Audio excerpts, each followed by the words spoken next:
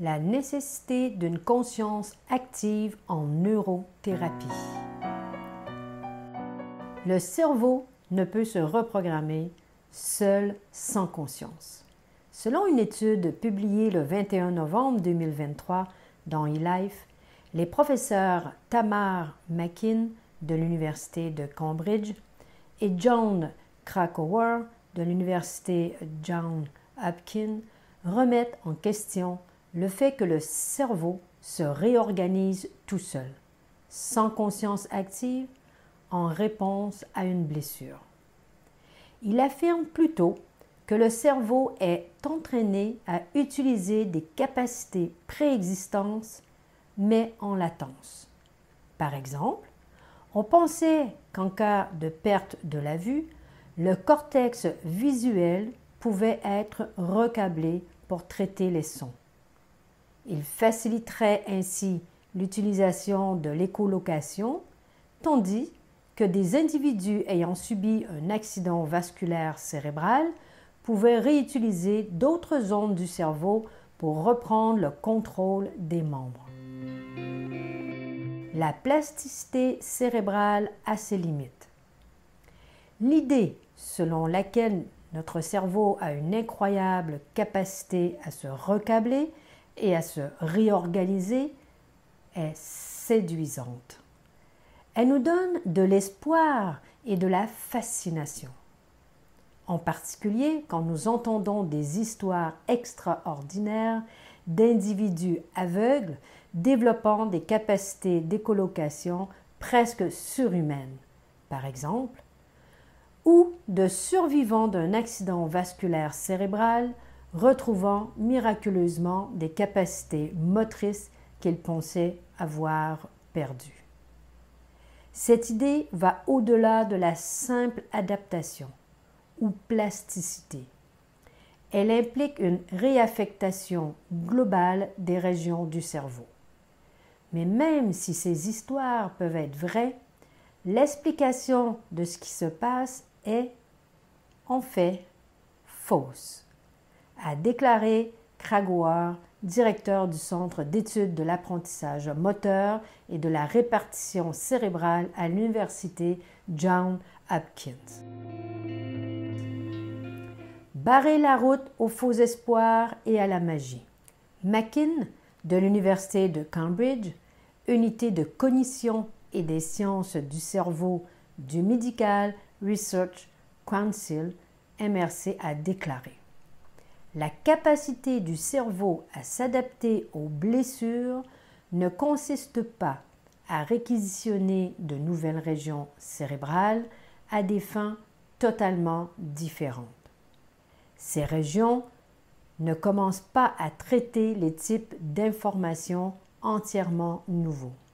Il est crucial de comprendre la véritable nature et les limites de la plasticité cérébrale. Définir des attentes réalistes concernant les patients et guider les cliniciens dans les approches de réadaptation est primordial. Makin ajoute: ce processus d'apprentissage témoigne de la capacité de plasticité remarquable, mais limitée du cerveau. La réflexion plutôt que la réalité. Il s'agit d'un voyage lent et progressif qui exige des efforts et de la pratique persistants. Reconnaître cela nous aide à apprécier le travail acharné derrière chaque histoire de rétablissement. Nous adaptons nos stratégies en conséquence.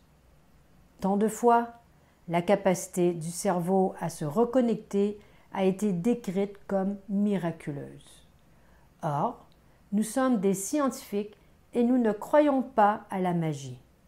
Ces comportements étonnants que nous observons sont enracinés dans le travail acharné, la répétition et l'entraînement, et non dans la réaffectation magique des ressources du cerveau.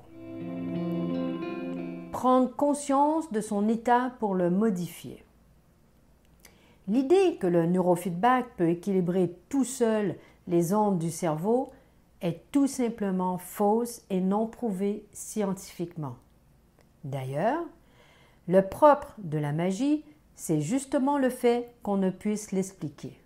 Or, en neurofeedback, le but est de pouvoir comprendre et expliquer tous ces ressentis, de corréler les données chiffrées qui s'y réfèrent pour changer ces mêmes ressentis et ou comportements au quotidien.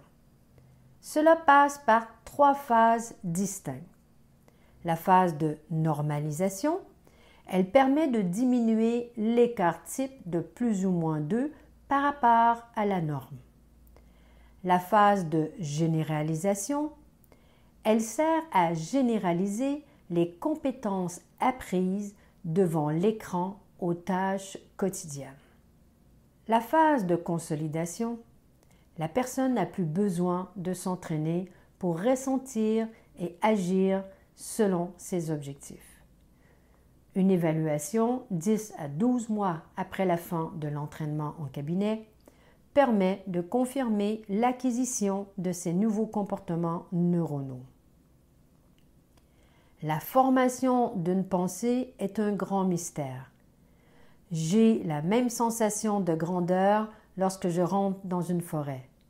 Les arbres ressemblent à des neurones avec leur axone, le tronc, les dendrites, les branches, les feuilles, les racines. Xavier Vasque.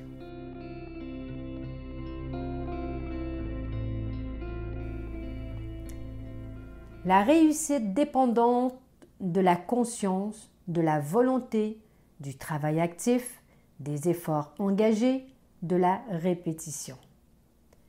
La rétroaction biologique n'est qu'un moyen pour le patient-client de prendre conscience de ce qui se passe dans son corps quand il effectue certains mouvements, qu'il se détend ou qu'il se concentre.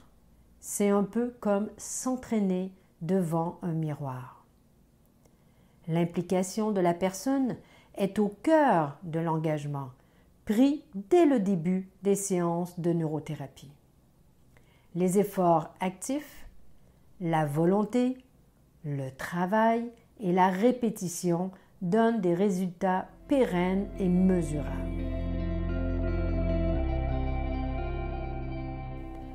Le neurofeedback EEGQ. C'est ce que nous enseignons à l'Institut Neurosciences. Il apporte des informations individualisées concernant la fréquence des ondes cérébrales comme les ondes delta, theta, alpha, bêta.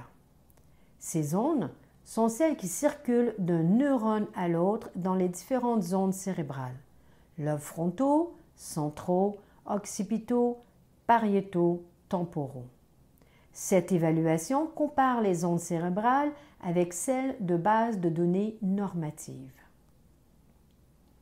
Les données issues de l'évaluation EEGQ présentent également les ondes de tension musculaire ou oculaire.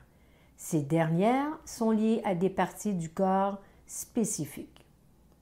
L'analyse poussée et spécifique des données issues de l'EEGQ permet de travailler à la fois la concentration, l'équilibre neuronal lié au neurofeedback, mais également la détente des muscles grâce au biofeedback. Ce dernier offre des données chiffrées quant aux tensions musculaires. Celles-ci sont enregistrées via des capteurs posés aux endroits tendus et ou douloureux, comme exemple mâchoire, nuque, épaules, mollets, etc. Le travail simultané de détente musculaire et d'entraînement cérébral permet de trouver un moyen d'atteindre des objectifs de performance ou thérapeutique. Généraliser quotidiennement ces apprentissages est l'étape suivante de progression. Elle est possible grâce aux différentes phases d'assimilation des nouveaux comportements conscients à adopter. Le travail actif de la personne est primordial pour comprendre et reproduire ces comportements. L'individu qui s'entraîne s'implique dans son entraînement en trouvant des stratégies internes. En effet, il cherche et se concentre afin de s'améliorer, progresser et faire évoluer ses données chiffrées. Le biofeedback. Des chercheurs de l'Institut des sciences du comportement de l'Université Radboud et de l'Université Erasmus de Rotterdam aux Pays-Bas ont publié des travaux en 2020 sur l'importance de l'implication active des personnes qui s'entraînent en biofeedback. Voici ce qu'il en résulte concernant la conscience active et la motivation. Nos recommandations en matière de conception découlent de ces points et mettent l'accent sur 2 séries principales de suggestions. Tout d'abord, les interventions de biofeedback devraient fonctionner de manière optimale si elles mettent en œuvre tous les facteurs de notre modèle, y compris la conscience interoceptive et les changements physiologiques, ainsi que les mécanismes cognitifs nouvellement proposés. Deuxièmement, ces interventions doivent être conçues de manière à ce que les individus restent intrinsèquement motivés et suffisamment engagés pour continuer à s'entraîner pendant plusieurs séances d'entraînement répétées. Et ce qu'il en est de la répétition des séances. Nous avons postulé que la relation entre les changements dans la conscience interoceptive et la régulation de l'anxiété au cours de séances individuelles peut être médiatisée par des changements dans les évaluations momentanées d'une personne, tels que l'auto-efficacité et le locus de contrôle.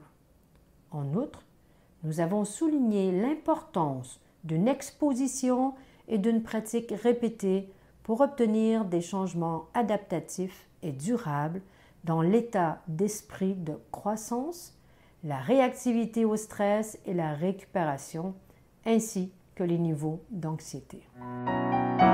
Conclusion. Que ce soit en neurofeedback, EEGQ ou en biofeedback, l'implication physique, émotionnelle et cognitive du client-patient est requise pour obtenir des résultats pérennes. Ainsi, la réussite d'un entraînement en neurofeedback ne repose décidément pas sur la passivité de son utilisateur. Le neurothérapeute écoute, comprend, aide, accompagne et conseille son client-patient en lui proposant des stratégies pour atteindre l'état souhaité. Cet état qu'il devra chercher ensuite dans son quotidien pour se sentir mieux et exploiter son plein potentiel. Si vous cherchez un neurothérapeute dans votre région, rendez-vous sur l'annuaire des membres du site internet www.institutneurosciences.fr. Merci infiniment d'avoir écouté notre podcast qui est dédié aux professionnels de la santé, de l'éducation et de l'accompagnement. Si vous avez aimé ce podcast, n'hésitez pas à le partager avec vos amis, votre famille ou vos collègues. Votre soutien est crucial pour nous et nous vous en sommes extrêmement reconnaissants. Pour rester à jour avec nos prochaines publications, abonnez-vous à notre chaîne YouTube et activez la cloche pour en être informé dès leur sortie. Nous serions ravis de vous retrouver lors de notre prochain rendez-vous. Mais avant de conclure, si vous souhaitez en savoir plus sur notre programme de formation en biofeedback et neurofeedback EEGQ, n'hésitez pas à prendre rendez-vous et merci de nous envoyer un mail à institut@neurosciences.fr. Au nom de toute l'équipe de l'Institut Neurosciences, je vous remercie infiniment de votre écoute et de votre soutien. Prenez soin de vous et restez à l'affût pour de nouvelles découvertes passionnantes. Ici Guylaine de l'Institut Neurosciences et on se dit à très bientôt.